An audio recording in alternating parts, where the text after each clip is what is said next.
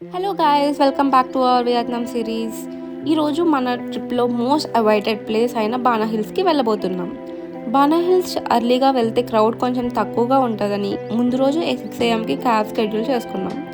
బానా hills usually morning 8కి open అవుతుంది. So మేము అర్లీ మార్నింగ్ లేచి రెడీ అయ్యి జర్నీ స్టార్ట్ చేసాం. మేము సెపరేట్ డే టూర్ ఏమీ బుక్ చేయలేదు. జస్ట్ గ్రూప్లో Ba Na hills entry ticket with cable car and buffet book చేసుకున్నాం. దానికి మాకు 4K పర్ పర్సన్ అయింది. క్యాబ్లో దనాంగ్ నుంచి బానా హిల్స్ రీచ్ అవ్వడానికి ఆల్మోస్ట్ 1 hour పట్టింది. ఇక్కడ రోడ్స్ చాలా బాగున్నాయి అండ్ మార్నింగ్ వెదర్ అయితే చాలా ప్లెజెంట్గా ఉంది. ఫైనల్లీ బానా హిల్స్ రీచ్ అయ్యాక మెయిన్ ఎంట్రీ దగ్గర నుంచి లోపలికి వెళ్ళడానికి బస్సెస్ ఉంటాయి. అక్కడ నుంచి బస్సులో వెళ్ళాక కేబుల్ కార్ స్టేషన్ వరకు కొంచెం నడవాలి. కానీ ఆ రూట్ మొత్తం చాలా బాగా మెయింటైన్ చేశారు. ఎటు చూసిన గ్రీనరీ, ఫ్లవర్స్, క్లీన్ పాత్వేస్తో ఫుల్ ప్రీమియం వైబ్ ఇచ్చింది. సో కేబుల్ కార్ ఎక్కేసాము. వ్యూస్ అయితే చాలా చాలా బాగున్నాయి. ఇది మా second cable car experience. Cable కార్లో ఎక్కగానే ఎక్సైట్మెంట్ నెక్స్ట్ లెవెల్లో ఉంది. ఆల్మోస్ట్ 30 minutes జర్నీ ఉంటుంది, కానీ ఎక్కడ బోర్ అనిపించలేదు. జర్నీ మొత్తం క్లౌడ్స్ మధ్య ట్రావెల్ చేస్తున్నట్టు ఫీలింగ్ వచ్చింది. మధ్యలో వాటర్ ఫాల్స్ వ్యూస్ కూడా చాలా బ్యూటిఫుల్గా కనిపించాయి. మౌంటైన్స్, ఫారెస్ట్, క్లౌడ్స్ అన్నీ కలిసి ఫుల్ సినిమాటిక్ వైబ్ క్రియేట్ చేశాయి. Just like a wow.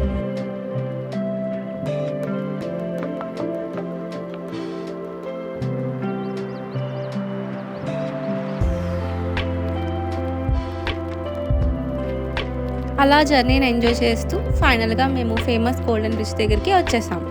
చాలా చల్లగా ఉంది. గోల్డెన్ బ్రిడ్జ్కి వెళ్తున్నాం ఇప్పుడు.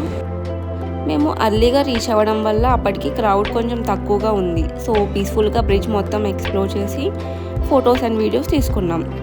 వెదర్ కూడా అప్పటికి చాలా కూల్గా ఉంది. కొంచెం సేపు బ్రిడ్జ్ మీద వాక్ చేస్తూ వ్యూస్ ఎంజాయ్ చేసాం. కానీ సడన్గా వెదర్ చేంజ్ అయ్యి రైన్ స్టార్ట్ అయింది. మౌంటైన్ ఏరియా కాబట్టి వెదర్ చాలా ఫాస్ట్గా చేంజ్ అయిపోతుంది. ఇక గోల్డెన్ హ్యాండ్ బ్రిడ్జ్ ఎక్స్ప్లోర్ చేశాక మళ్ళీ కేబుల్ కార్లో ఫ్రెంచ్ విలేజ్కి వెళ్ళాం. కానీ అప్పటికి వెదర్ చాలా ఫాగీగా అయిపోయింది. లిటరల్లీ కొంచెం డిస్టెన్స్ తర్వాత ఏమీ కనిపించలేదు. ఫుల్ క్లౌడ్స్ అండ్ ఫాగ్ మధ్య వాక్ చేస్తున్నట్టు అనిపించింది. అక్కడ వాళ్ళు ఇచ్చిన మ్యాప్ యూజ్ చేసుకుంటూ డిఫరెంట్ ప్లేసెస్ అన్నీ ఎక్స్ప్లోర్ చేసాం. కొంచెం సేపు అలా స్ట్రీట్స్ మొత్తం తిరిగాం. French style buildings, small lines, churches అన్నీ చాలా బ్యూటిఫుల్గా ఉన్నాయి. హానెస్ట్లీ చెప్పాలి అంటే ఇది ఫుల్ పిక్చర్ పర్ఫెక్ట్ ప్లేస్. ఎక్కడ చూసిన ఎస్థెటిక్ వ్యూసే ఉంటాయి. వెదర్ క్లియర్గా ఉంటే ఇంకా నెక్స్ట్ లెవెల్ ఉంటుంది. మీరు కావాలి అంటే బానా హిల్స్లోనే స్టే కూడా చేయొచ్చు. ఎందుకంటే అక్కడ హోటల్స్ ఉంటాయి అండ్ స్టే చేస్తే అర్లీ యాక్సెస్ కూడా వస్తుంది. కానీ రూమ్ ప్రైజెస్ మాత్రం కొంచెం ఎక్స్పెన్సివ్గా ఉంటాయి. అక్కడ రైడ్స్ కూడా చాలా ఉంటాయి. మేము dashing cards and rotating swings try చేసాం. హానెస్ట్లీ ఆ రొటేటింగ్ స్వింగ్స్ అయితే చాలా బాగా అనిపించాయి. అలా చాలా ఎక్స్ప్లోర్ చేసి ఫైనల్లీ లంచ్ కోసం భారత రెస్టారెంట్కి వెళ్ళాం. మనం టికెట్లో బఫెట్ ఇంక్లూడెడ్ ఉంది. ఫుడ్ అయితే ఓకే అనిపించింది. ఇండియన్ ఆప్షన్స్ కొంచెం ఉన్నాయి, కానీ టేస్ట్ మాత్రం యావరేజ్గా ఉంది. లంచ్ తర్వాత మళ్ళీ ఎక్స్ప్లోర్ చేయడానికి బయటికి వచ్చాం. ఇక బయట అంతా ఎక్స్ప్లోర్ చేశాక ఇండోర్ ఫ్యాంటసీ పార్క్కి వెళ్ళాము. ఆ తర్వాత మేము ఆల్పైన్ కోస్టర్కి వెళ్ళాం. ఇది సెపరేట్గా అరౌండ్ 70 kVNT ఛార్జ్ చేశారు. కానీ హానెస్ట్లీ చెప్పాలి అంటే బానా హిల్స్లో ఇది must try experience. So alpine coaster ఎక్కేసాం గాయ్స్. చాలా థ్రిల్లింగ్గా ఉంది. చాలా అంటే చాలా బాగుంది. క్యాజువల్ అండ్ మౌంటైన్ వ్యూస్ మధ్యలో ఫుల్ స్పీడ్లో కోస్టర్ రైడ్ చేస్తుంటే చాలా ఫన్ అనిపించింది.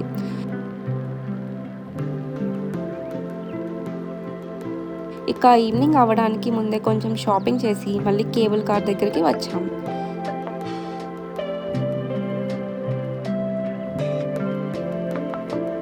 మళ్ళీ గోల్డెన్ హ్యాండ్ బ్రిడ్జ్ దగ్గర కేబుల్ కార్ చేంజ్ అయ్యాం. రిటర్న్లో సన్సెట్ వ్యూ అయితే చాలా బాగుంది.